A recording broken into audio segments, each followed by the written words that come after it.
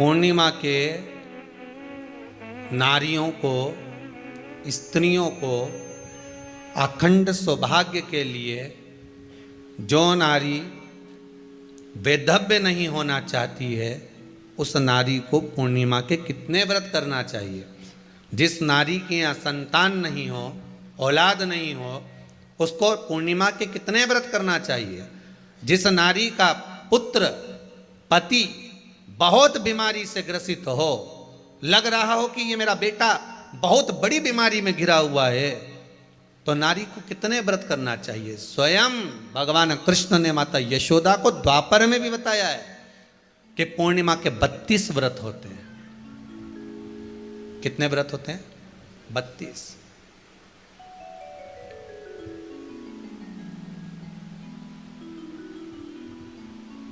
स्वयं भगवान कृष्ण यशोदा रानी को, माता यशोदा जी को भी बता रहे हैं 32 व्रत।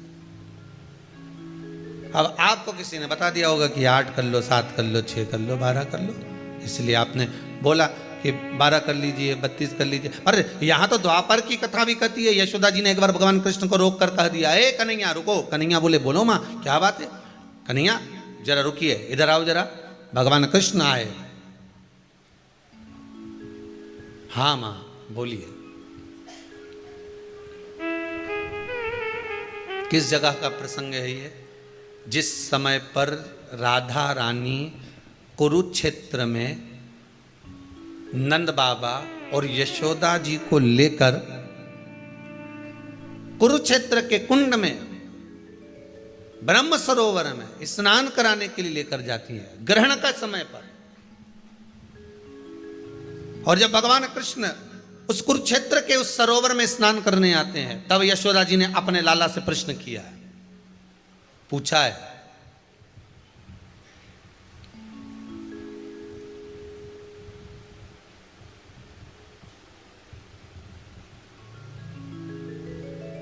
कि नारी वैधव्य होकर ना मरे।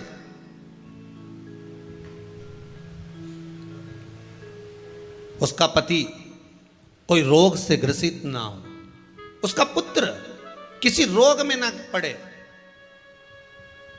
अरे भाई कितना सुंदर संवाद लिखा है। अगर किसी माता का पुत्र मान लो किसी नशे में डूबा हुआ है, कोई नशा कर रहा है और गलत नशा है, आपको लग रहा है कि ये नशे में डूबा हुआ है, आपको लग रहा है कि ये गलत जगह पर डूब गया है, आपको लग रहा है कि मदिरापान में, मांसाहार में या अधिक गांजा आदि का जो भी नशे होते हैं, जितने भी नशे, उसमें डूब चुका है। और माँ उसको समझा रही है, तू नशे में मत डूब, तू इस काम को मत कर, तू ये गलत कर्म मत कर।